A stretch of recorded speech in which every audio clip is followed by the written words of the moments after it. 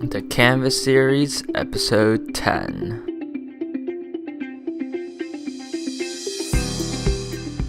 Just start. You need to execute. You can have 1,000 ideas, you can have 100 ideas, and that's all meaningless if you don't act on at least one. Hey everybody, it's Raf here, and welcome back to another episode of the Canvas Series, a podcast about up-and-coming entrepreneurs and creators and how they design their life to build momentum and get results. So today's episode is a special one as I'm collaborating with George Khalife, host of Let's Grab Coffee, a show about inspiring and successful individuals across many different industries. And in addition to his show, George is a very talented and passionate sales professional where he works with companies looking to raise capital on the Toronto Stock Exchange. And in addition to that, George is also the co-founder of Bookback, an app where students can trade, buy, and sell books online.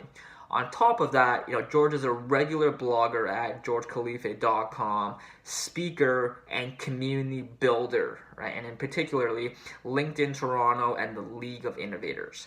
So when George and I were first chatting, something that we absolutely agree on is the power of storytelling, right? And how storytelling can help share ideas, meet unique and interesting people, and more importantly, help us create the outcomes and the impact that we're looking for. So in this episode, we get really raw and open about how we got started, how we overcome fear on a daily basis. And this is something that holds so many people back from sharing their story, and how we approach and tackle storytelling. And something you're going to quickly realize is that storytelling is so much more than just this podcast for us. It's in everything we do, our work, our interactions with people, and how we conduct ourselves in a day-to-day life. So if you are someone who has a unique idea or point of view, or just wants to really take ownership of your story and narrative, this episode is perfect for you. And before you get into it, hit pause right now, jump on YouTube and subscribe to George Khalife, his channel, and to follow him on Instagram at Khalife18. I'll include all these links and whatnot in the show notes. But yeah, honestly, enjoy the episode, really learn and think about how you can apply storytelling in your own life. And please let us know, tag us, email us, let us know, as we'd love to hear what you have to say. All right, everybody, welcome and thank you so much for joining us today. This is a very special episode and collaboration with Let's Grab Coffee featuring George Khalife, and meets the Canvas Series, hosted by yours truly, Raphael Wong. So to kick things off, George, why don't you share a little bit about yourself, your story? What is Let's Grab Coffee all about, and what are you working towards through this project? Sure. Well, Raph, first of all, thank you for having me on Canvas Series. I know this has been a long time in the making. So look, everybody, very happy to do this. And look, I was a kid who grew up in Lebanon. I lived in the Middle East half my life. Ended up immigrating to Canada, came here, and I always grew up in a family of bankers and finance. Mm-hmm. So that's something I eventually pursued in university. But I always had that sales and marketing DNA, deep down, that immigrant DNA, that hustler, the scrapper. So on the side, what ended up happening was me starting a lot of these side hustles or side ventures, one of them being Let's Grab Coffee.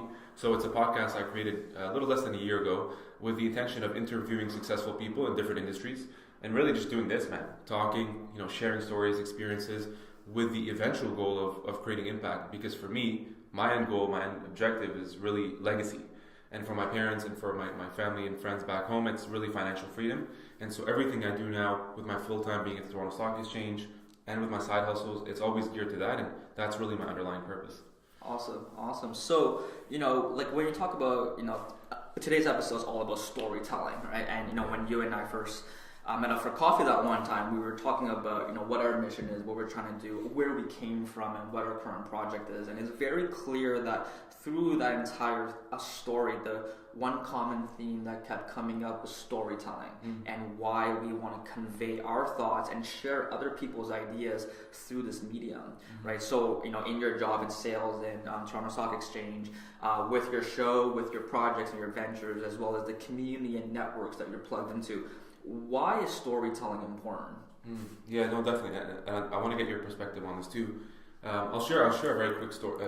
I guess a story to tell a story. But look, I think what's happening a lot now, especially with marketers, with companies, everybody's product pushing.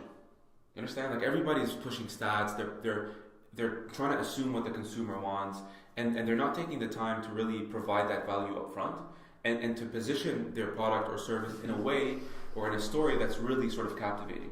And so I found that because I work in sales, also working on my personal brand on LinkedIn and stuff, people resonate, people connect with people, right? They don't connect with a product or service. Why do you love Steve Jobs so much? I mean, you love the iPhone because when you hold it, you have that sense of innovation.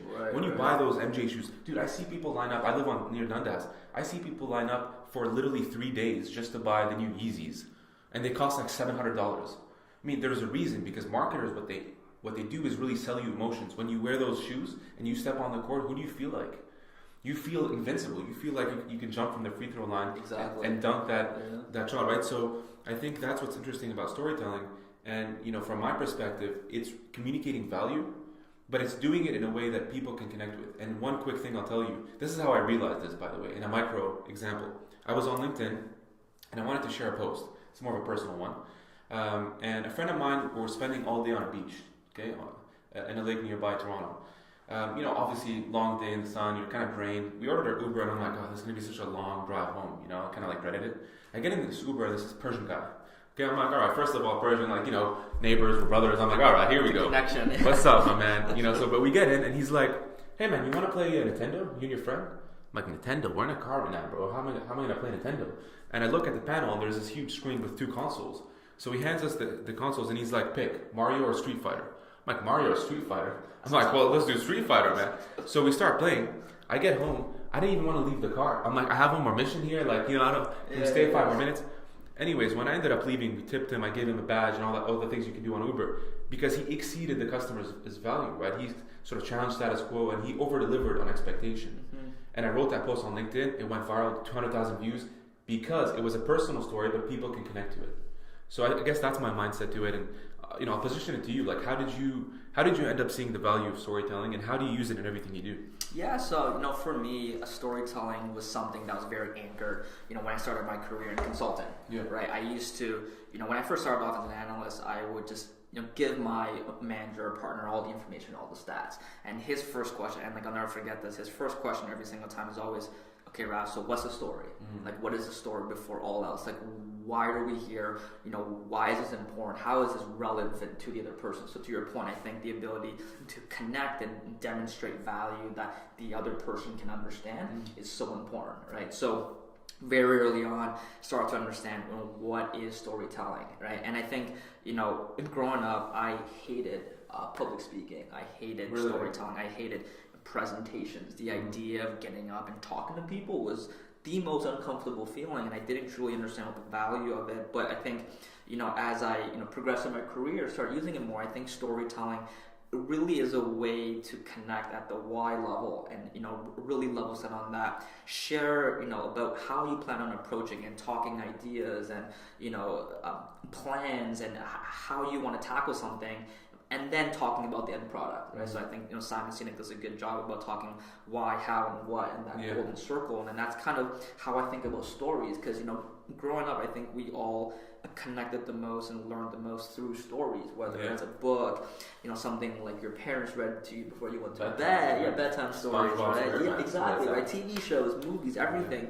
And I think there's always a lesson involved, and it's deeper in terms of understanding value and understanding what the person is trying to say, opposed to someone just spitting out facts at you, right? Like no one, I don't imagine most people enjoyed when someone just tells them facts and data information like university, but when someone can thread it together in a story that has the struggle, the climax, has a good plot to it, it's interesting, it's relatable. I think that's when people truly understand it. And much like you through the Canvas series, it's about using storytelling as a vehicle to share ideas, to share how people are doing something, to create value, create impact, and storytelling was the vehicle I chose for that.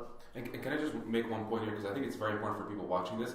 I think when people think about storytelling, like there's different mediums to do it, right? These are all just social channels, man. Yeah. You know, whether you use Instagram Live, whether you use SoundCloud, whether YouTube, live stream, whatever the heck it is, there's different mediums and there's different frequencies. So you made the point that when you were younger, you weren't necessarily comfortable doing public speaking. But man, I can attest to the fact that you're very comfortable on camera, and that's not an easy thing to do. Mm-hmm. When this thing turns on, when these are live, these microphones, it gets very sort of nerve-wracking. You know, you can see it play and everything's live and you're on the go now. You know, there is no rehearsing. Like, yes, this is it. It's go time. And so doing that, being comfortable, knowing what questions to ask, making sure it's flowing freely, that's also a skill too. And so what I think you did through Canvas is you were able to find your medium. And you were able to use that as leverage to create tangible, positive value for people who want to listen. Absolutely. So I'm curious, when you first started off doing your YouTube videos back in 2015, and you started off with just you talking to which evolved into podcasts and like your show now, Let's Grab Coffee, as well as all the speaking engagements you do, participating and hosting the LinkedIn events, so on and so forth. I'm curious, like in the very beginning, how did you get started? Like, what were some of the specific thoughts or decisions or actions that you took that led you to go like, you know what? The way I'm going to first add value is through video and then podcasting and then live speaking. Like how did it start and how has it evolved since? Look, I think deep down, I love putting myself in a very uncomfortable position. And everybody who maybe sees me speak or even sees this podcast will be like, wow, this guy's so comfortable on camera or comfortable on stage and all that stuff. That wasn't always the case for me.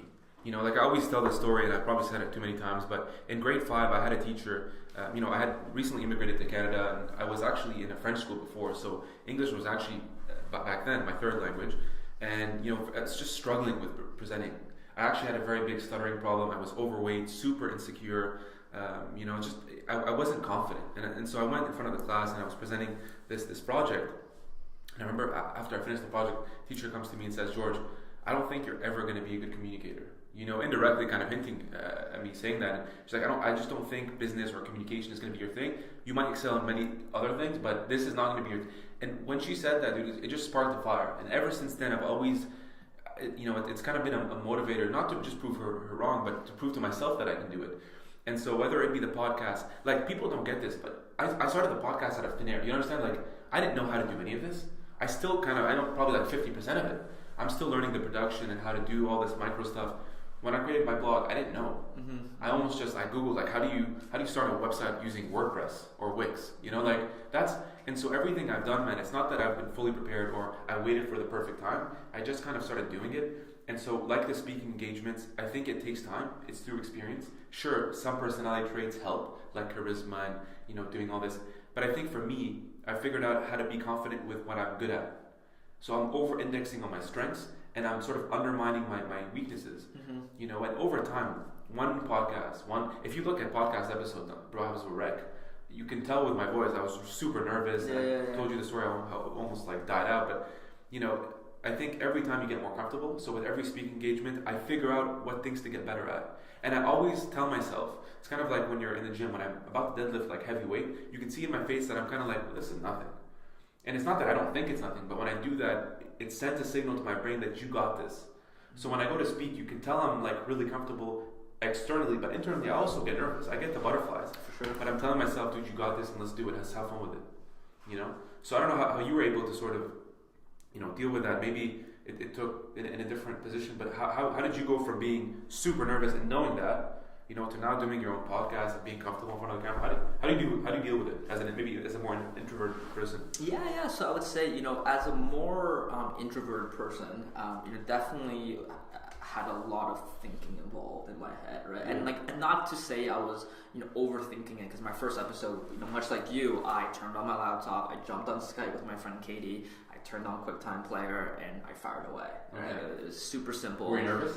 Oh yeah, I was freaking out. I was freaking out, absolutely. and even up until now, I'm pretty nervous right now. I'm not even gonna lie, right? And it's something that as an introvert, the idea of being in front of people, or I guess putting out my thoughts out there publicly is very challenging, right? And what do you find challenging about it? I think in terms of being able to into words that people can understand, right? Like I think a lot. I think you overanalyze. I wouldn't say I overanalyze like specific details and stuff per se, but like I live like I definitely have a narrative in my head. I think a lot in my head. I live a lot in my head per se, right? Like when I'm often at the end of the day I come home and like I gotta take some time to think. So knowing that though, I've definitely used that as a strength. I had to play to the cards that you're dealt with, right? It's kind of like every single night I think about, okay, like, what are some of the thoughts I had today? What are some of the key decisions? What are some of the actions? What are the things I'm grateful for? What are the things I'm excited about? Yeah. And just by documenting that every single day, and I've been doing that for, a couple of years now, that's, really formed the content that forms my narrative, my story, right? And it really started by just doing a dump of everything in my head out here onto like the phone that I write these notes on, and then from there, like having all this content gives me a lot more confidence. I can move things around and really formulate what that point of view is, which allows me to better tell my story, right? Because doing it on the fly is a lot more challenging. Whereas knowing that I think about this every single day already and practice taking the thoughts in my head and putting it out into words,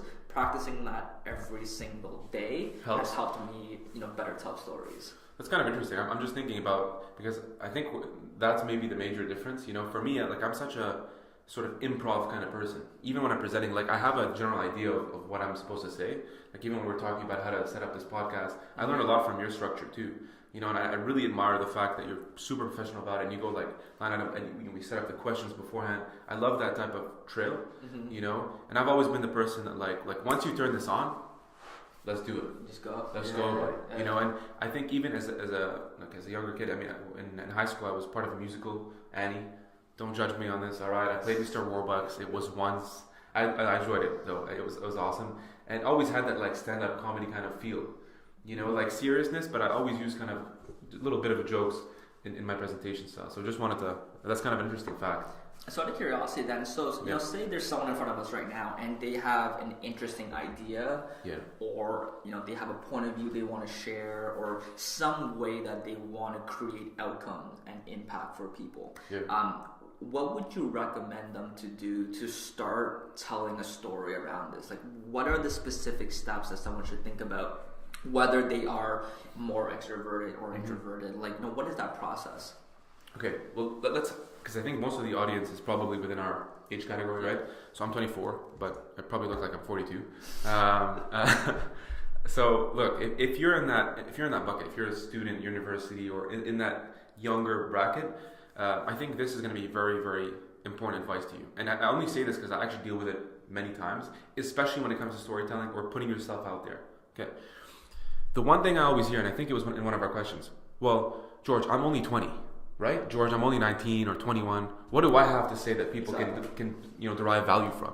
And I sit there, I'm like, that's hilarious, because you've lived 21 years, you've lived 20 years, and you have experiences right now, you have stories, you have ideas, and you've been through situations that only you have been through. Understand? Like, that's unique to your scenario. That's unique to your life. Depends on where you grew up, your situation and your socialization, the schools you went through, the experiences that you dealt with. All these things you can take, you can package, and then you can spit them out in a way that people can either, take motivation from, inspiration from, value. They can resonate. They can, you know what, Raf, man, you share that story, and I really connected with it because I went through something similar. Yes. Like, that's what you're doing. And this takes a lot of credit. I'm not saying it's easy. It's very difficult to do this, man. You're going to get hackled at some points. People might not understand what you're doing.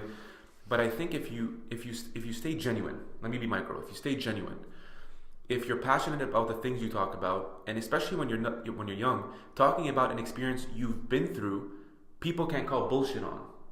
Because it's not you learning from an article and then recycling that content out and then changing your headline on LinkedIn and calling yourself a blockchain guru.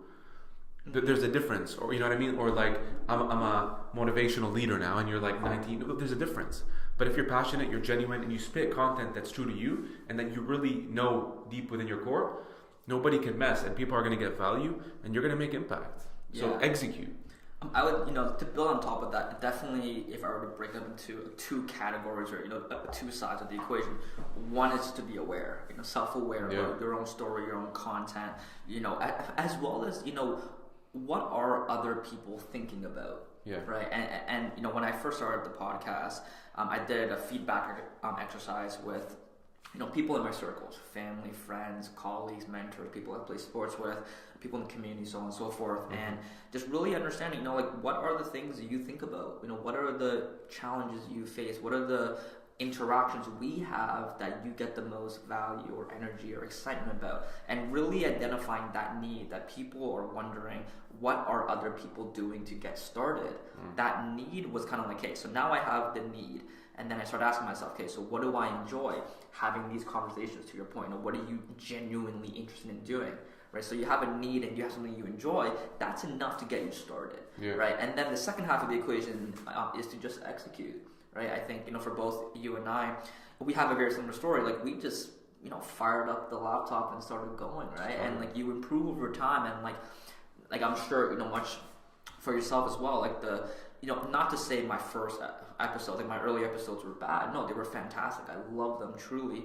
But like, they improve over time. They evolve your point of view. Like, your questions are more focused. You're more clear and articulate, and more confident in general. And I think just that awareness and execution factor, you just got to build it up to a point, and then just go and start running at it, right? So how when you talk about self-awareness, which is very true. I mean, that's what I mean by being genuine and passionate and all that stuff.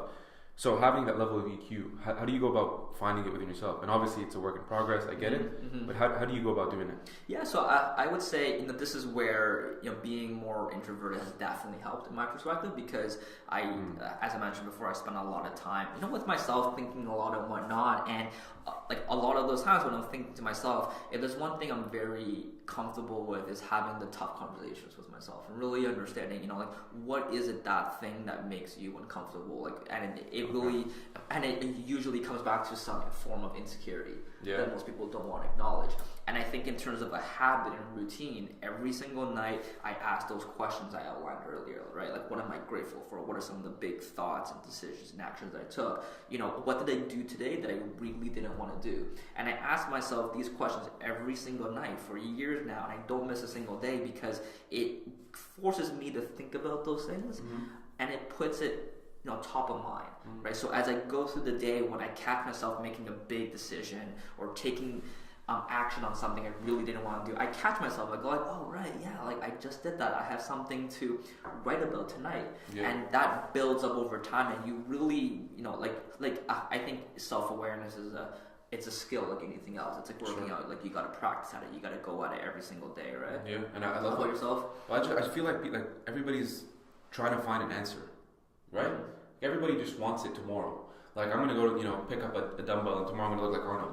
Everybody wants that answer, or that quick diet, or that Bernstein, or whatever that thing is. And I think, you know, you should enjoy the process. Like, doing this, man, and learning from it. And you just talked about, like, looking back at episode 1 and it being the building blocks and giving you confidence. Like, that's enjoyable, because you can look back at one point after doing 100 episodes, be like, man, I stuck to this. I was consistent. I kept improving, and I overcame challenges, and I did this on the side, even I had a full-time job, and it was hectic at times.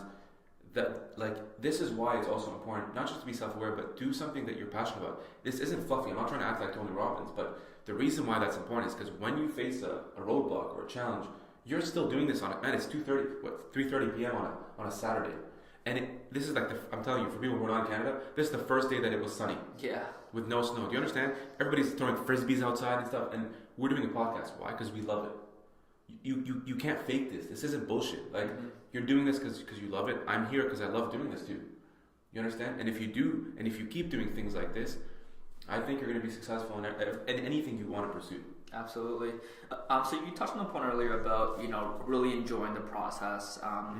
And I want to, you know, loop back in a point we talked earlier about, you know, doubt and fear, right? And I think, you know, for a lot of people, the reason why they don't enjoy public speaking, and myself included, is because of fear, right? It's scary to do presentations, public speaking, sharing content, creating content online. So, you know, what does fear mean to you? I know you've had a very interesting acronym you've used in the past videos, and how do you tackle that fear when you first got started? Like, how did you push yourself to launch that first video in 2015 in the winter, and how did you overcome some of that fear? Okay. Well, first of all, I think people need to understand the difference between fear and danger. right? So fear is false expectation appearing real. That's the acronym, okay? I know it sounds like, let me break it down for you in a cool story, okay? And by the way, when we talk about fear, the reason why people have this fear is because everybody feels it when undergoing a certain level of change, okay? As an example, think of a time when you did something different for once. You asked a girl out on a date and you were kind of nervous. That's a change. You went from high school to university. It's a change. You moved out of your parents' house and now you're on your own and you're working for the first time and you're paying your own bills. It's a change.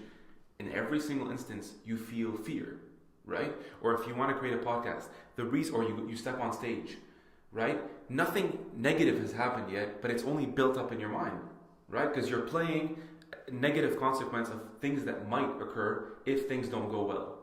And so you're scared. You're scared of what people might think, what people might say. You're scared of if someone like ridicules you and all that stuff. So one of the interesting stories I went through is I was in Dubai, okay, and I love scuba diving. But this one time I told my dad I wanted to go, and he's like, dude, why don't you do something different? He's like, why don't you go skydiving? And this is my dad telling me, right? Like a Lebanese dad, man. So I didn't expect this, but he's like, screw it. Just jump, throw your body tomorrow outside of a plane. And I'm like, all right, let's do it. I book, and by the way, I went by myself. This was impulsive. I literally booked it for the next day. The night of, I had my cousin's pretty much wedding, so it was just not the perfect timing. Anyways, I go to Skydive Dubai, which is a very kind of famous place. A lot of celebrities go there. Will Smith recently went. So you go, you sign this waiver, dude. The pages are it's 30 pages of just disclaimers and all. I didn't look at anything.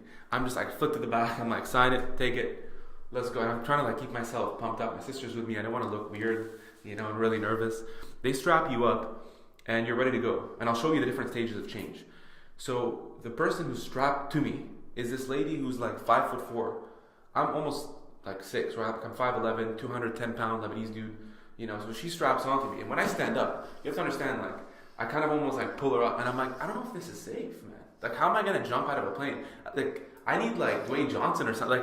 I need to feel safe up in here, Anyways, we start heading to the plane. It's a small plane. There's no door. Okay, so it's an open door. You walk into the plane. Here's my advice to everybody listening if you want to go skydiving. Do not be the last person on the plane because you'll be the first person out. It's the stupidest mistake I did.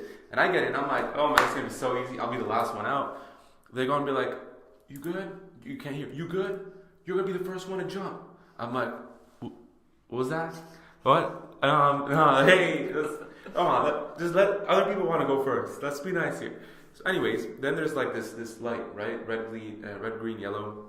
And when she taps me on the chest, she's start walking to the ledge. I'm we're gonna do it? She's start walking the ledge, George. So you start walking the ledge, and you're holding this thing, man. And it's all on YouTube if you want to see this video.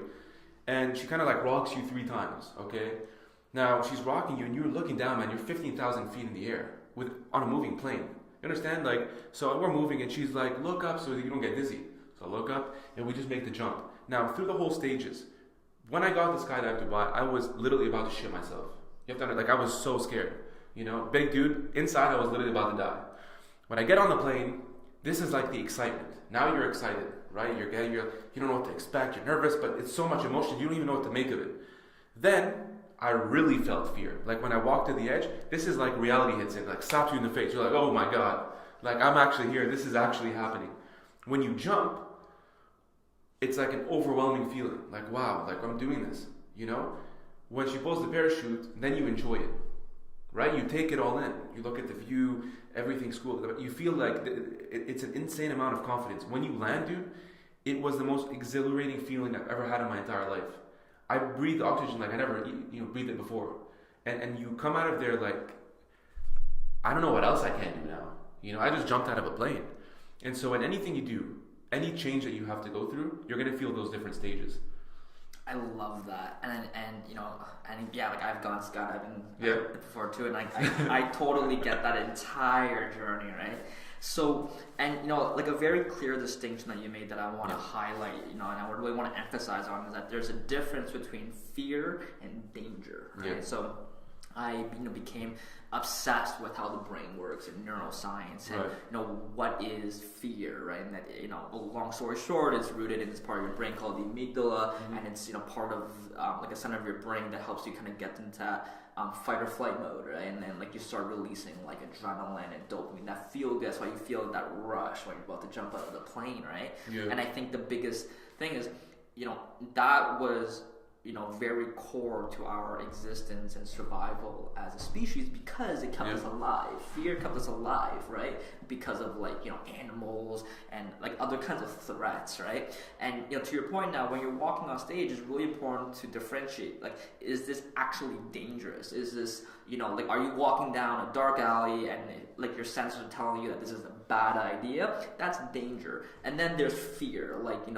fear. What are people going to think? What are they going to judge? But something I constantly remind myself is when I start feeling that sense of fear, it really is this something that's actually going to kill me or hurt me? Like, is this actually real danger? What's the worst case? Yeah, what's the worst case, right?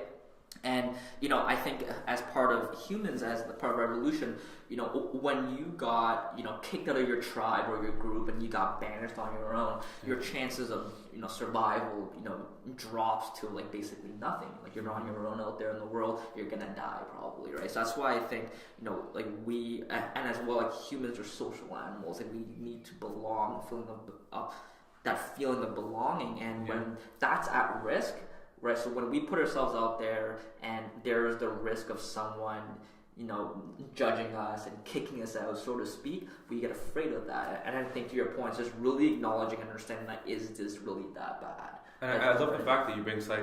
I want to ask you a question. So I think for someone watching this, much like myself, even when fear sometimes kicks in, and by the way, when I say this, by no means have I always overcame fear in a sort of courageous way. Like, I've had instances where I've been really shut down and challenged, and I let it get to me. So if someone's watching this and they've been through that instance, what would you tell them? Like, if they actually face fear, they let it get to them, they got in a little bit of a slump, now they're trying to get back to it. It's sometimes difficult. Mm-hmm. So have you sort of felt it? If so, every day. How do you deal with every it? Day. Every day. I would say, honestly, most days. And if anything, I think it's still there every single day. It's just how I deal with it. It's been a little better now. So what do you do?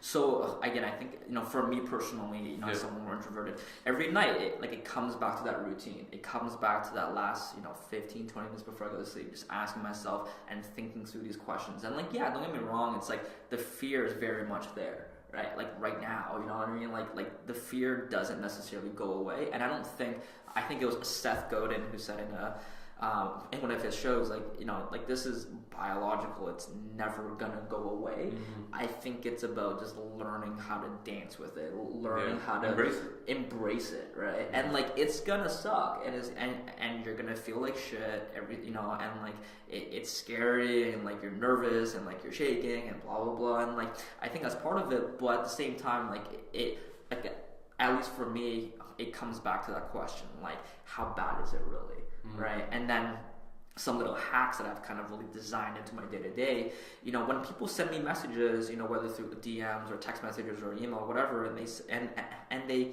tell me how the things I've done has added value for them, has taught them something, has sparked an interest for them to start, Googling and learning something. Those, thank yous and acknowledgements, I keep on my phone. I have a full, an album. I have the screenshots. And whenever I'm really feeling that kind of, that low point, that fear, and I'm scared, I remind myself, there's the fear of people might judge me and whatnot, but there are people who really benefit from it, right? And then, tying those little pieces of evidence with that question, what is the worst thing that can happen? Coupled by all the good things that has come from it, that's how I face fear every single day. I do that little checkpoint every single day, and the two together, it helps me get through it. I love that. It's I think what Gary Vee says, it's 1/0. If one person got impacted or received any value or some positive change through what you're doing, I think that has a lot of value. And we talk about the worst case scenario. Dude, the worst case scenario is everybody has pretty much on average 28,000 days on this earth. That is the worst case scenario. You're all gonna, we're all gonna die. You're gonna die, I'm gonna die, you're gonna die, everybody watching this, you're gonna die too. You gotta embrace it. And if you don't do it now, when are you gonna do it? If not you, who? You understand? So at one point in time, the biggest fear for me, to be very frank with you, is being 80 years old, on a couch, looking back at my life and saying, bro, you're 24. and you had every capability. You were able to walk, you had your full health, you were in good shape, you were in a good mental state. You have all of this. You had your network, you lived in downtown Toronto, bro. Like, that's the 1%, man. And you didn't do it because you were scared of what people might think? Are you crazy? You know, and so I almost give myself like a mental slap. I'm like, George, every time I feel this way, I'm like, just stop. You know what I mean? Mm-hmm. Stop. This is what you want to do, isn't it? Nobody's putting a gun to your head saying you got to do it. So if it is, go out, head up, chin up, you know, and face it. Face it like a man. Like, go do it. Embrace it. But have control over it. And don't let what other people might think or what's it define you, because 99% of it doesn't matter. I care about certain people in my life, like my family, close friends. That's it. And I listen constructively to their advice, because I know they have my best interest. Everybody else, if it's super negative and it's not out of context, I don't care. One last thing I'll leave you on this topic. I'll leave you with is, when someone, like, if I don't know you, Raph, right, and I come in, I'm like, oh, Raph, you have a podcast? You know, that's so cool, dude. What do you do that on Saturdays? You know, like this kind of mentality that people will try to put you down in. And I'm like, but who cares? Because that person telling you this, they don't know me. They don't know you. They don't know the full Raph. You understand? Like, I haven't been there with you for the 20 plus years. I don't know you from A to Z. You caught a glimpse of what I'm doing. So if you caught a glimpse, like if you watch this right now and you watch 1 minute of this whole video, you might think Raph and I are douchebags, right? Who knows? Like, you might have all these different, I hope not, but you have all these like these misconceptions of who we are, because you didn't take the chance and the time to watch the full segment. And so when I get this feedback, I kind of do it humorously, and I'm like, well, honestly, I really appreciate the advice, man. I love that. You know, I'll definitely take it into consideration. Can I just ask, like, please just watch this for the whole full hour, and then come back to me. Let's have a mature discussion about what you think that I did wrong. You know, and so if you put yourself always up top and you leave your ego on the side, I think people eventually will respect it. If they don't, many dogs are going to bark on the street. You can't stop for everyone. And that's brilliant, right? I think you know, acknowledging that and having that conversation, as well as that understanding in your head, and like I would say, to even build on top of that, when that happens to me, which has happened many times already, I'm sure for you as well, I flip back the question, right? So, you know, I understand that, one, you know, this content's not for everybody, and, you know, after, say they listen to the whole episode and still not for them, like, that's okay, right? It's not meant to be for everybody. That's the first thing. The second thing is, I think, you know, I try to flip back the question and ask them, okay, how could I make this relevant for you? How can I make this valuable for you? And once I switch the switch, so to speak, and, you know, make it about them again, you know, they go from offense about, oh, like, it's not that good, blah, blah, blah, this is silly, this is a joke, to suddenly, oh, like, this person's asking me, you know, what do I care about? What do I want to learn? And then suddenly they start talking, and that relatability, that ability to connect and empathize, putting it back on people actually sparks a very interesting conversation. I think I've had a lot of interesting encounters where it began like that, and over the evolution of that discussion, it quickly turned into like a future collaboration, or let's meet up for more drinks and talk about some more. Right? And I think it's about being, you know, to your point, leaving the ego on the side and really making it about them. Mm-hmm. Like, how can you add value back to them? And I think that's the beautiful thing about storytelling, right? It's like everyone's got a story. You just gotta tap into it and get them to start sharing their story, and then, you know, finding ways to improve it and adding value to that. So speaking of story as well, like, you know, like you mentioned earlier that, you know, I think both of us, we acknowledge that our content is not for everybody. So for someone, you know, starting out right now, right? So, you know, like, you know, up until now, they know the value of storytelling, right? We've covered that already. You know, we've had a lot of conversations about, you know, getting over that fear, which is typically the number one thing that impedes people from telling their story. The next thing, okay, so, like, you know, what am I going to talk about, and who is it for? How did you identify your audience and figure out the people that, you know, what you're trying to tell is for, and, you know, what is that message? Like, how do you come up with that? Yeah, so this is an interesting one, and, you know, for me, I think I never really, like, overanalyzed what my audience is going to be and what age group and how I'm going to target. As it relates to my podcast, in fact, but when I started doing it, I kind of wanted to do it for everybody who can take real value from what I'm saying, and at least if they just give it a listen, if they're a little bit open-minded, they'll know that I have a good intention, and at least if you know me personally, like, you'll know where my position comes from, and you'll derive some inspiration. And I also want it to be an idea that people can look at. Like, I also immigrated from Lebanon, right? I grew up in Saudi and I lived in Bahrain. And if this person can come, who used to be overweight, who used to be insecure, who wasn't at the top of the class and all that stuff, like the whole message, right? But if this person can stand for something and can do something and can make whatever they envision become a reality, why can't I do it? So that's really my only premise. I just want it to be an idea for people in my community who follow me on Instagram, YouTube, or Facebook, LinkedIn, to say, look, at the end of the day, if George can do it, I can do it too. Why can't I start my blog? Why can't I start my podcast or whatever?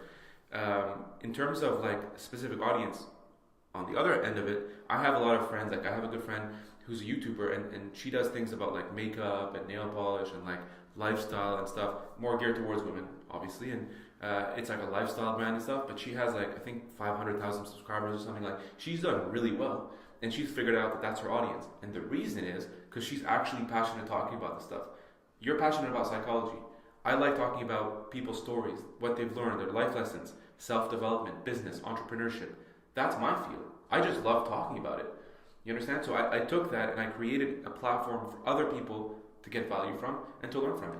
So I think it's very simple. Talk about what you love, do the things you're passionate about, share your message, try to be open in the frequency that you're comfortable with. So if Gary Vee puts out 700 tweets and Instagrams in one day, and I admire Gary, obviously, but that doesn't mean it's right for everybody. And he also says that. So find your frequency, find your channels, and find the mediums that work best for you. Out of curiosity, the content that you consume, the podcasts, the videos, the books, the blog articles, the ones that you consume, so like Gary, how much of what you do is replicated or similar to the stuff that you yourself consume? So I do consume a lot of content, and I think I try not to emulate. Like, I try to keep it original to myself. Right. Just because it works for one person doesn't mean it's going to work for me. And the last thing I want, man, is to be fake. Like, I don't want to bullshit. This is the way I've been doing it. And if you look at all my channels, if you look at all my episodes, I've tried to be consistent. Obviously trying to improve, but my tonality, my questions, my demeanor, my energy level has always been, and I try to be consistent. And so I can consume from Gary, I can consume from Tim Ferriss, from Jordan Peterson, from different types of people at different avenues. And I love consuming content because here's the thing. When you're telling stories, you refer to Simon Sinek and Seth Godin, reading books, listening to podcasts, filling your mind with good, creative content, what that enables you to do when you talk to people, when you do interviews, when you do speeches and all that stuff, it allows you to connect dots. And so what's very important in storytelling is making sure that your points connect and that your story flows well in a way that people can understand it. But you can only do that if your brain has a repository of good content that it can pull from, whether it's from your experiences or things that you've digested, and massaging it in a way that's valuable for people absorbing it. Yes, I love it, and I absolutely do agree. I think it's it's a work in progress of taking the things that you consume and you think about and you learn about, and then picking out the pieces that you like and don't like and whatnot, and then creating your own style, your own way of delivery, your own kind of content theory or thesis, so to speak. And for you, what's the best way to absorb content? Is it through other podcasts, books? Yeah, both. Just every day on my way to work, I try to read some articles on my phone. I listen to podcasts. Nice. I try to read every night. I consume a lot of content, and to your point, there's definitely traits and practices that other thought leaders do that I try to learn from and adapt. But I think what's more important is adapting it in a manner that works for you. It's going to be contextual, right? And that's why I think at the very beginning of this conversation, when people just spit facts, like if you do these 5 things, you're gonna get X. I don't see that as an effective way of doing it versus telling a story, because then people can relate and cherry pick the things from that story and then they adapt it back into their own narrative. Very true. Right? Versus 1, 2, 3, 4, 5 rules of whatever business or life. It's not linear. Then. Yeah, exactly. And everyone's different, and I think making it contextual is the most important part that most people forget. And context is real, a very effective way of making things relatable and contextual is through stories, because everyone shares very similar stories. It might be different in the location and place and time and whatever, but like the underlying message is always the same. There's a struggle, there's a plot, there's a climax, there's a like a lesson learned or a good ending. I don't care what it is, right? People can relate to it, and that's what's funny, man. About like we're talking about stories, but I don't know if you guys have read like The Alchemist or I love that story. Love The Alchemist, love The Monk Who Sold His Ferrari. These books. What's interesting when I was reading The Alchemist, I don't know if you guys feel the same way, but when you're reading it, I almost like every couple pages I would read and like I would take a deep breath, you know, like I would be like I take it in, I kind of close it for a second, I just think.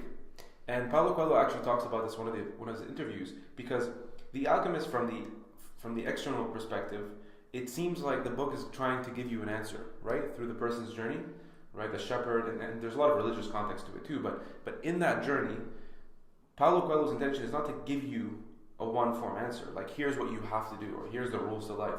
He's giving you a trail that this person embarks on in life, which many of us go through as well, and as he's going through these different points of situations or experiences, what you're actually doing is you're living through this person's lens, this character, the main character, and you're trying to attribute what has happened to you or your ideology into that character. And so as every chapter progresses, you're thinking to yourself, how would I navigate, or how would I deal with this, or how do I feel about this question?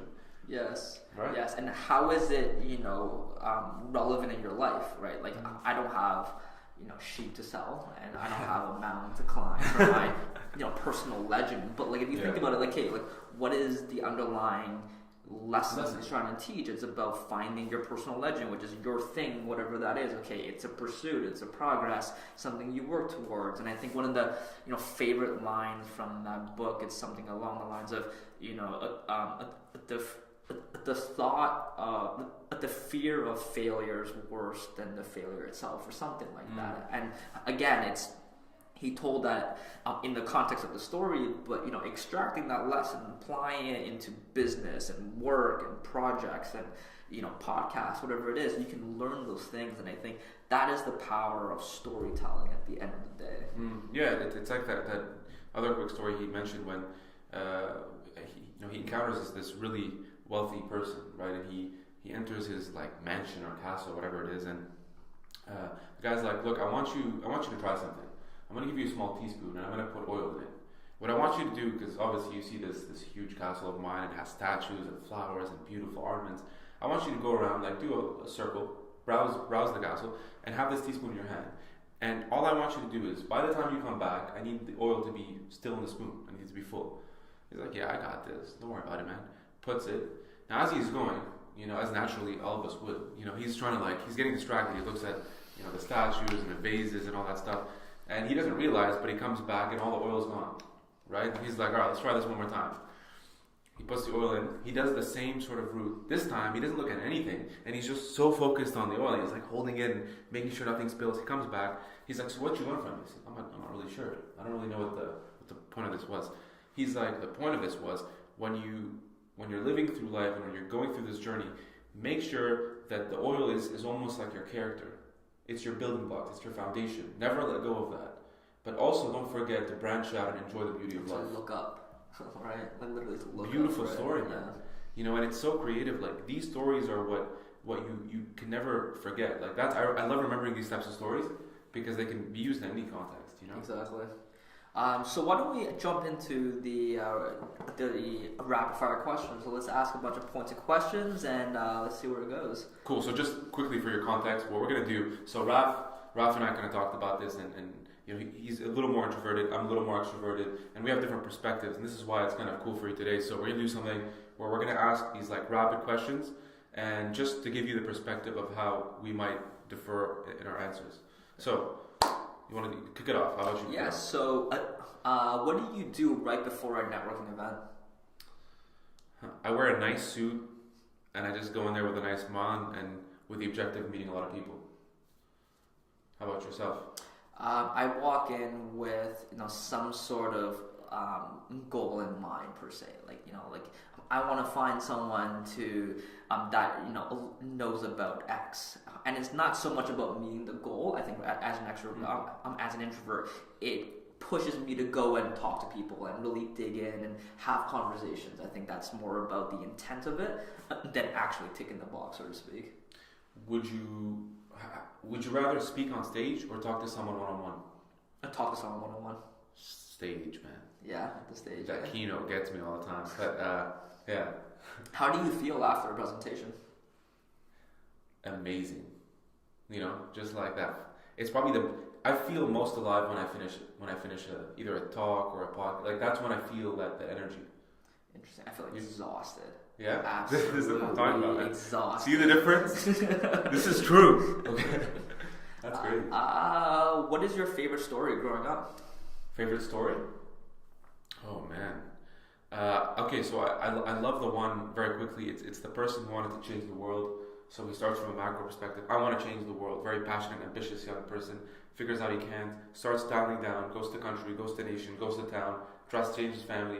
Figures out he can't do it. 80 years old. Looks back. He's like, if only I changed myself, I would have impacted my family. They would have impacted the town. Town to the nation. Nation to country. Country world. Interesting. How about yourself?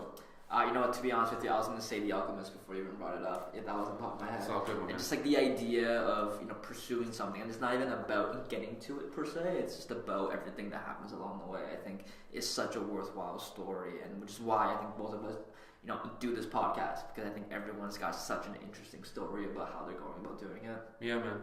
So I got a question for you too. Favorite Netflix show? Let's do it. Ooh, favorite one top of my head is Billions on Netflix still. Like I think it was in the US, but sure. Yeah, Billions. Is one of my favorite shows right Never even watched now. it. It's good. Highly recommend. Really? Especially like you're a finance guy. Yeah. Highly recommend. Yeah. Oh man. Yeah, what about you? This is the issue with Netflix, man. There's just too many. Like I'm kind of finishing up Vikings now. Narcos. There's what's the other one? Mindhunter. Beautiful show. If you like psychology, bro, Yeah, Mindhunter. I'm telling you. Interesting. Great show. Yeah. Who is your favorite thought leader and why? Favorite thought? I think Tony Robbins really impacted me, man. I remember I read Unlimited Power. My best friend Tony recommended the book. He's been just an amazing person in my life, and he's always been there for the tipping points. He recommended. We actually bought it together. I bought Unlimited Power and Awaken the Giant Within, and after reading that book, my entire life changed. Not in a like obviously there's a lot in there, but just the mindset. It really sparked fire. Yeah. How about yourself? I would say Tom Bilyeu. He does impact theory, and just his approach to just the preparation, the research, and everything he does, and how he ties, how he backs up personal development with science, psychology, and that's definitely something that I've found that I resonate with as well, right? I didn't think this is all really under that personal and professional development umbrella, but how do I do it through business and entrepreneurship as a vehicle, through science and a psychology as another vehicle, right? And he started Quest Bar or Quest Nutrition for those who don't know, and also the podcast, which is really really big on YouTube. Yeah. Interesting. So for you, like, so if you're in a crowd, like say you walk into an event and you see like a crowd, do you go to the corner or the center? Ooh, I go on the outsides. I find like one or two people or like a small group, and I kind of find my way in there and have a conversation. But like I cannot do like the 10 people in a circle conversations. Like not good, man. Not good at all. Do you remember like in high school dance parties, they would always, for some reason, I was never a really good dancer, but like I kind of just be a goof, but they throw me in the middle. And there was like 20 people, and this is the worst part for me. Like I don't mind it in a networking event, but when it's like a dance off, and especially like in Lebanese weddings, they're infamous for this. Everybody comes around you, and then your mom pushes you in. Yeah. Then you're like, oh, here we go. The whole town's watching, man. You better start moving your hips, buddy. Oh man. Do you have any daily practices or routines that if you don't do that day or the following day is just off? Yeah, definitely. So gym for sure, unless it's a day off, but or some sort of fitness. I do a lot of boxing, weightlifting, running now because it's summer. I'd love to read, not necessarily always a book, could be an article. I always listen to podcasts every single day, different types. Sometimes it could be motivational speeches. I'm always interested in people and self-development. So I watch a lot of interviews of like Jeff Bezos and Steve Jobs, and I love that. And coffee for sure, and probably meeting someone. I try to meet someone new every day, but definitely like I'll connect with at least 2-3 people a day, easy. I love that. That's at the center of what I do. Yeah. How about yourself? I'd say other than the questions that I ask myself every night, some sort of meditation practice. Breathing. What do you do? Like what's? Yeah, so I've actually just recently, I changed up the practice to something that Tony Robbins does, like his whole priming exercise. But I used to just do like breathing exercises and whatnot. Cold showers are amazing because it's one thing I've learned is that I hate doing cold showers. So talk about getting rewiring your brain to have a bias for action and to do something you don't like to do. Well, I absolutely hate with a passion cold showers. Nice. And by doing that in the morning, I become more prone to just do things when I don't want to do it. And again, to talk about building confidence, that's one thing I do, right? The oxygen, like as soon as you get it, you do one of those. Great. Right? It feels good, So final question for me, what is one actionable piece of advice that you want people to really take home and that they can implement right now to really take action and build momentum and start adding value? Yeah, look, I just think my biggest piece of advice, and if there's one thing I can leave you today with, is just start. Like, you need to execute. You can have 1,000 ideas, you can have 100 ideas, and that's all meaningless if you don't act on at least one. So figure out one thing you want to do and just try it out. Life is too short to wait for the perfect moment or to wait for the perfect lighting. Or you have superpowers that are within you that you just need to build the confidence to execute on. And so my biggest takeaway right now, figure it out, do something you love, and just start right now. As soon as you turn off this podcast, I need you to figure it out and just start today. Whether it's sketching it out, whether it's Googling it and figuring out the next steps, but just start, because action creates impact. I love it. Can you do one for me? One for me, do it. Yeah. I would say. So let's grab Coffee Nation. For me, I would say if there's one thing you can do, it's to write it down. Write it down and really put, it doesn't have to be elaborate, it doesn't have to be comprehensive. Write it down and then just start. And I think that's the recipe to just building momentum and getting it going. Raphael Wong, Canvas Series. Let's grab coffee. Let's grab coffee. Thank you so much, bro. Here we go.